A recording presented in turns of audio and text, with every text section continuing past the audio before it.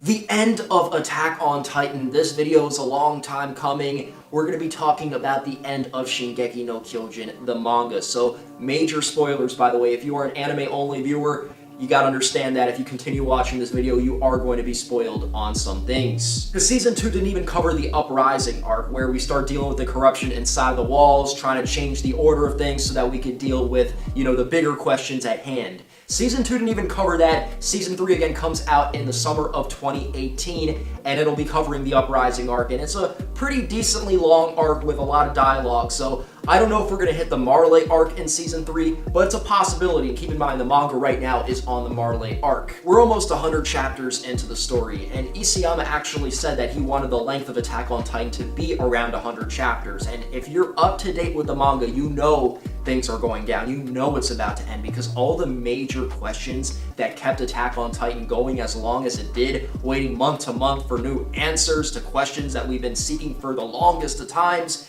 they, for the most part, been answered. Now, I'm not fully satisfied with some of the answers they gave us, like how the Titans came about, right? We know where the Titans came from. How they came about was a little bit, I'm not gonna lie, not the best explanation, but nonetheless, there was an explanation. So, there is no longer the same mystery behind Attack on Titan as there once was. And let's be honest here, most readers of Attack on Titan, most viewers of Attack on Titan anime even, one of the biggest reasons that they like the series so much is because of the mystery. It had great action, it had great dramatic scenes, less plot armor in Attack on Titan than a lot of other series, but it was the mystery that really kept a lot of us going. Now, before I go into detail breaking down some of the recent events and this big giant war that's about to happen as, Eldian warriors infiltrate Marley society, as Marleyan warriors are now captured, and it all started with Eren and Reiner there, things are about to go off. And listen, all these different powerful people are here now, so it's gonna end right here. Within 5 to 10 chapters, Attack on Titan will be no more. As a series, it will be a completed product. Before we go into all that, I wanted to talk about the original ending of Attack on Titan, some other ending theories that were circulating on the interwebs with a decent amount of credibility before Attack on Titan, the story was progressing and we started getting all these answers, because there's no going back anymore, guys. I know it scares me a little bit as a fan because I remember watching episode 1 in 2013 and hopping on board this anime was just absolutely insane. It was just so much hype surrounding it. Where did these Titans come from? There is no going back to that. We know what's inside the basement. We know about the society outside of the walls. We know why things happened the way they did. It's very logical. The story makes sense. Just because Titans are no longer the biggest threat and it's actually human beings now with technology, and Titans are this remnant of a previous era that's still having a major effect on the present time, all this stuff still fits together and pieces together perfectly, even though the story is radically different from what got a lot of people on board. And you might feel uncomfortable about that, and of course I have a nostalgia for the beginning of Attack on Titan, but I could still acknowledge the quality has stayed intact even 99 chapters in to the Attack on Titan story. How do you guys feel about the direction of Shingeki no Kyojin? Do you like what the series became? Do you wish it turned out different? Were you happy with the answers that we got? Listen, man, they were all supposed to die. Attack on Titan was supposed to be half the length it is currently, and it was supposed to be extremely dark, and the ending just extremely depressing. All of your favorite characters, the main cast, was supposed to die. That's actually how Attack on Titan was supposed to end. Isayama compared his original ending idea with the ending of a book called The Mist, which I have not read, by the way, but I'm going to read to you guys the ending of The Mist. After watching countless people murdered by this monster, 5 people sit stranded in a car waiting for imminent death. Surrounded by the mist, it's obvious there is no escape. Armed with a small handgun with only 4 bullets, David Drayton makes the ultimate sacrifice. He uses the bullets to kill his young son and the other 3 adults in his car, thus sparing them an even worse death. You know how depressing that is?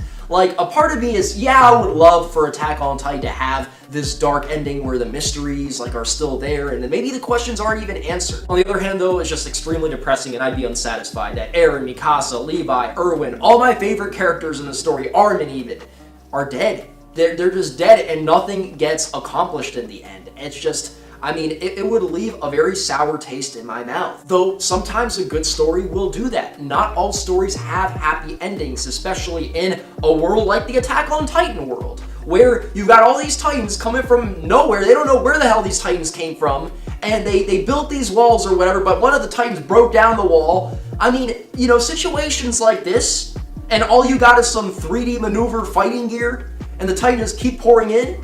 A situation like that could result in the extinction of human beings and the end of your favorite characters. Keep in mind, the only reason he changed the ending is because the story got more popular and there was a bigger demand, right? There's a part of him that was genuinely like planning to finish this story this way where all the main cast dies, but he also had more fans. But what it really was is the company that licensed the series, they told Isayama, listen, we got the potential to make millions of more dollars. And yeah, this isn't the ending that you planned out, the real Attack on Titan ending, but why don't you just extend it, change up the story, and you could probably do something just as good, but maybe not as dark, but do this for the sake of popularity. And I'm gonna keep it real with you. I think Attack on Titan would have been better off ending in this dark, tragic way, because this is where Isayama's heart was at the beginning of the story, and some of the best stuff of Attack on Titan's at the beginning. So I think that we would have accepted it as depressing and dark as the ending was. The fact that the ending was changed does not necessarily diminish the quality of the story, but doesn't necessarily make it better, and that's the only thing I just wanted to say right here. Keep in mind, we're already 99 chapters into the story, and the only two major good guys that died is Commander Erwin. There was a decision, do we save Armin or Commander Erwin? They ended up giving the Titan power to Armin, so Erwin died. He was the sacrifice. And of course, at the end of the second season of the anime, you had the death of Hans to the Smiling Titan, which was a very emotional scene. And yes, I do consider Hans to be a major character. He was very relevant up until his death. We saw him many times. Eren's mother did die at the beginning of the series, and a bunch of Survey Corps members that weren't really that relevant also passed, but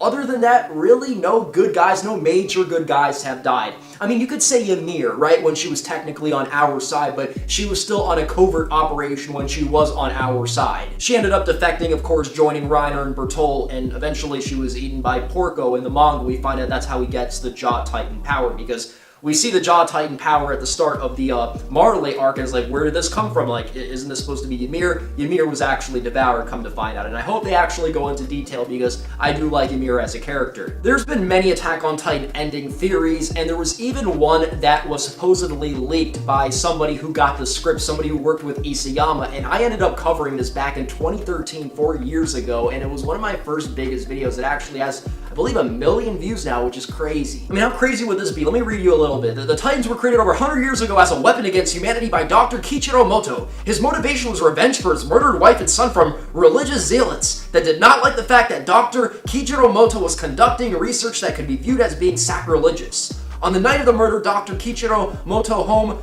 was set on fire by a religious group in the hopes of killing Dr. Moto. Unfortunately, for the zealots, Dr. Kiichiro Moto was still at his laboratory conducting research throughout the night. Upon returning home, Dr. Kiichiro Moto watched in horror as his house burned to the ground with religious zealots surrounding it. He knew that if he approached them, it would mean certain death, and he could no longer obtain revenge for his murdered family. He went into exile and constructed a hidden laboratory so that he could continue his research. He was able to develop a mutant potion that could be introduced into the water, supply, so that it could or would turn humans into enormous but mindless killers. His justification for his actions was that humanity was becoming too religious and needed to be exterminated. In place of humanity, the doctor created a new race with individuals who were not a part of any religious order and who did not believe in the existence of a god. To avoid being killed by the Titans that he created, he gave his followers as well as himself a potion that would allow them to shift into Titan form that was many times stronger than normal Titans. I mean, listen, man, we know the truth. We know where Titans came from. We know how they were created to some degree. This is nothing like that. And if you go back to around the time of the Uprising arc, before we went into the basement, the majority of the Attack on Titan community believed that it was the King of Wall Sina that was the main villain of the story, that there was some corruption going on inside of the walls, and they were actually responsible for creating the Titans. And the Titan shifters are simply like people that were connected to the king and to these royal people or to these corrupt people that ended up getting away covertly, and now they're fighting this movement or fighting the king and his hierarchy. And to be honest with you, up until recently, where we find out that King Fritz is like the savior of the world alongside the Tibur family, they stopped all of this great conflict. some of these theories, are actually somewhat like okay for the information that was around during the time. It's like people that theorized the earth was flat back then, you had very little information to work with, so the conclusions that you came to were kind of skewed. When it comes to the actual Attack on Titan ending and all the answers we've gotten answered recently in the Marley arc, I'd say that I'm pretty satisfied with the direction of things, all the parallels to World War II and specifically Nazi Germany. But I'm not the most comfortable with the way the Titan power came about. This girl, Ymir Fritz, like 2,000 years ago, made a contract with the devil. Well, that's what Marley Society claimed. What really happened is that she located the living matter of all things. If they don't go into greater detail explaining these things, I really hope they actually take the time in the anime to maybe even add material and add content so that we can really get a feel for Ymir Fritz and how she somehow came about to the power of the Titans. Because her soul being split and there just being these 9 successors that found the Eldian Empire, there's a lot missing there, and a lot of it just doesn't make sense. Like, of course they'd have to explain this in an unrealistic way, because how do you have something like Titans to begin with? But honestly, I'd rather them gone the scientific route where they were actually conducting experiments maybe for good reasons or for power reasons, right? And then there was this freak of nature experiment and it mutated, and then they used that like DNA or serum or whatever to spread it. That would have made more sense to me than this whole, Ymir Fritz 2,000 years ago made a contract with the devil, or she found the ingredient to all living things. Now, when it comes to the war that's about to take place, guys, some of these battles are going to be absolutely incredible. Specifically, Zeke Yeager versus Eren Yeager. That's going to be off the charts crazy. The Ape Titan versus the Attack Titan. Then you've got Annie Lionheart's return, the female Titan that was, of course, crystallized, and we see the father making the prediction that, my daughter is still alive, and I think she is, but whose side is she going to fight on? I mean, listen, if she was uncrystallized, and this dude's getting the feeling that he's going to see her now after all of these years when, Marley's being infiltrated, I have a feeling that Annie's going to be on our side fighting. But hey, maybe that's an out-of-this-world crazy prediction. I mean, she might end up defecting, obviously having some loyalties to Marley, and her family is there, obviously loyal to Marley. Here's one thing for certain. We know there's going to be some crazy action because this is the finale. This is where everything is headed, this big giant war.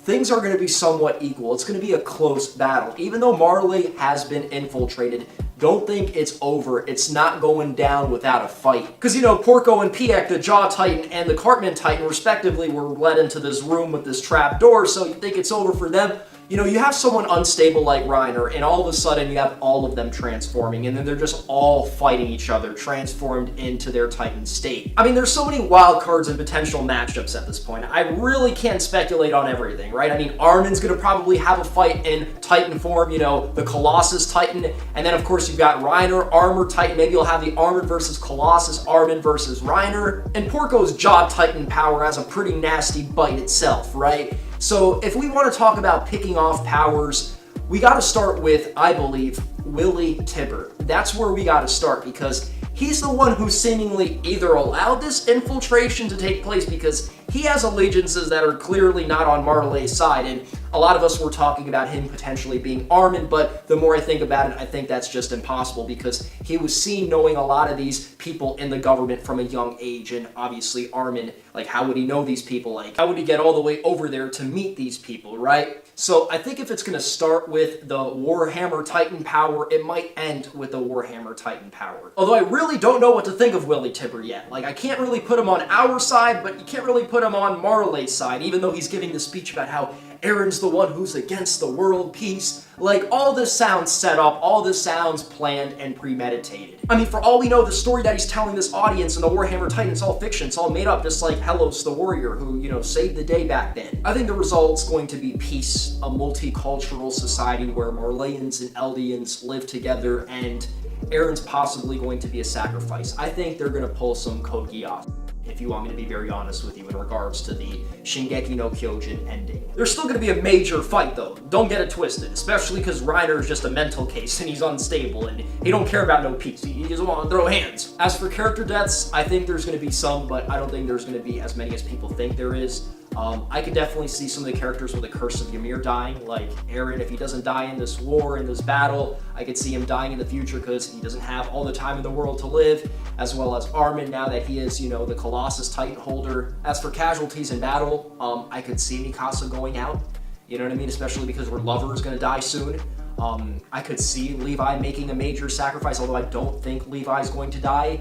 I mean, it's really up in the air. So much could happen here, guys, but in the end, I do believe peace, a multicultural society where Marleyans and Eldians live together, that's most likely what's going to happen, as well as all the people from the other countries, and no longer will the Titan powers be relevant anymore as technology is substituted. Let me know what you guys think about all this, man. It's crazy that it's coming to an end. I remember, watching the first episode of Attack on Titan. I remember reading the first chapter of the Attack on Titan manga, well, the first chapter that left off from the anime's ending, of course. And it's so surreal that it's coming to an end, and I never thought